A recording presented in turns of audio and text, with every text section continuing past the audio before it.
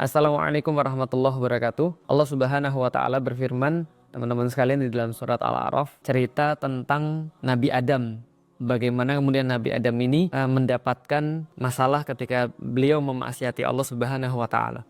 Jadi sesungguhnya ada cerita di dalam surat Al-A'raf itu ketika Allah menggambarkan bagaimana syaitan itu memberikan sebuah sumpah kepada Nabi Adam, wa qasama lahuma. Jadi kemudian syaitan itu bersumpah, berkosam kepada dua orang itu. Siapa mereka?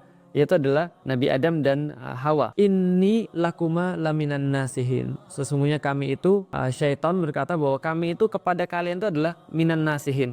Ya, kami sesungguhnya merupakan yang memberikan nasihat. Karena kenapa? Syaitan aja itu berani bersumpah kepada manusia bahwa dia itu adalah termasuk golongan yang baik. Kami ini baik loh sama kamu. Kami ini ngasih nasihat loh sama kamu. Kami ini nggak jahat loh. Nah, jadi kira-kira begitu. Padahal Allah sudah menyampaikan kepada Nabi Adam, wala taqrabah hadhihi syajarata fatakuna minadh dhalimin. Jangan dekati pohon ini, jangan dekati pohon yang saya larang ini. Kalau kamu dekati pohon ini, kamu akan termasuk sebagai orang-orang yang zalim. Kamu termasuk orang yang memaksiati Allah Subhanahu wa taala. Berkali-kali Allah juga sampaikan kepada kita, kepada manusia, sesungguhnya innahu lakum aduwwum mubin. Sesungguhnya mereka itu siapa? Syaitan. Yaitu adalah musuh kalian yang sangat nyata. Mereka pasti ketika datang kepada kalian menyesatkan kalian daripada Allah Subhanahu wa taala. Tidak akan ada kebaikan daripada mereka. Mereka tidak akan berbuat kecuali pasti bohong. Sebagaimana syaitan membohongi Nabi Adam bahwa dia katakan, kenapa tidak boleh mendekati pohon ini? Sedangkan kalau kalian dekati pohon ini, kalian berdua akan jadi malaikat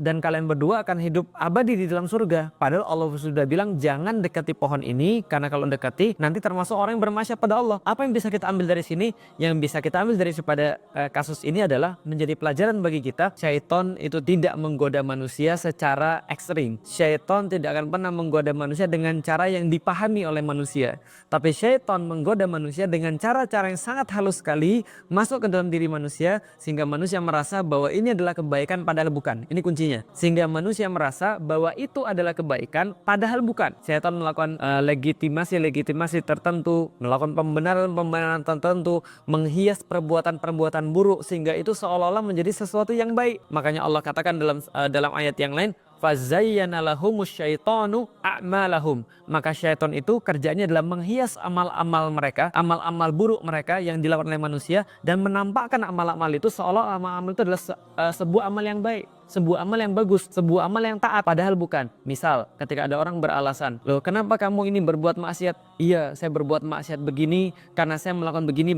pembenaran. Misal ada, ini kisah nyata, seorang suami bermaksiat, berzina di luar. Alasannya ketika ditanya, kenapa kamu berzina? Alasannya, iya karena saya tidak mendapatkan istri saya berbuat taat di rumah. Karena istri saya tidak melayani saya di rumah, karena itu saya bermaksiat di luar. Ini alasan. Lah kenapa seolah-olah baik? Ada lagi ditanya, kamu bermaksiat begini ya? Kamu pacaran ya? Iya memang saya pacaran, tapi ini masih lebih bagus lah. Kenapa? Karena pacaran saya ini membuat saya jadi semangat untuk beribadah, membuat saya untuk kemudian senantiasa senang untuk beristighfar pada Allah. Atau ada juga yang ditanya, kamu senang nonton film porno ya? Iya, tapi ini bagus. Kenapa? Karena saya nonton film porno sama beristighfar. Masya Allah, membuat perbuatan seolah-olah kelihatan bagus, padahal ini perbuatan yang sangat buruk. Kenapa kamu lakukan ini? Iya, saya melakukan ini karena ini adalah rezeki. Saya berbuat salah, saya memang berjudi, tapi ini memberikan rezeki bagi banyak orang yang ada di dalam perjudian itu.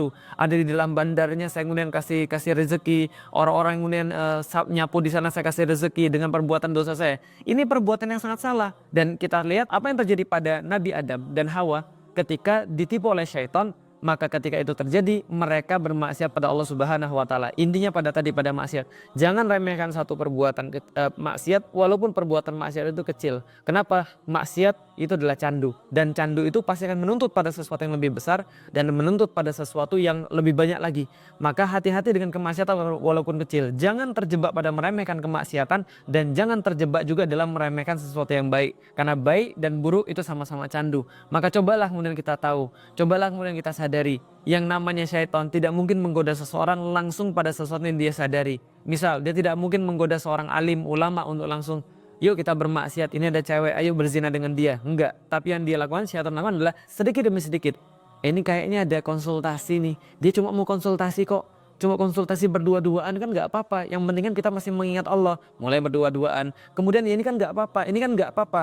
Tugasnya syaitan begitu. Menyediakan polesan, menyediakan sebuah permak, menyediakan sebuah legitimasi seolah-olah itu adalah sesuatu yang baik. Padahal kita sedang dijerumuskan dalam maksiat demi maksiat. Dan jangan pandang kecil suatu maksiat, pandang kepada siapa kita bermaksiat. Maka jangan sampai kita termasuk orang-orang yang senantiasa melegitimasi perbuatan-perbuatan buruk kita seolah-olah itu adalah sebuah perbuatan baik, seolah-olah itu adalah sebuah perbuatan yang layak untuk diterima, padahal itu sama-sama bermaksiat pada Allah. Maka membunuh itu maksiat, membohongi manusia itu maksiat, walaupun mungkin tidak ada kerugian pada manusia itu, tapi tetap saja bermaksiat. Maka tidak bisa dibedakan antara satu maksiat dengan maksiat yang lain, tidak bisa kemudian dibandingkan antara satu maksiat dengan satu maksiat yang lebih besar. Selama itu maksiat, jauhi, karena itu pasti akan menghancurkan kita. Wallahu a'lam bishawab. Assalamualaikum warahmatullahi wabarakatuh.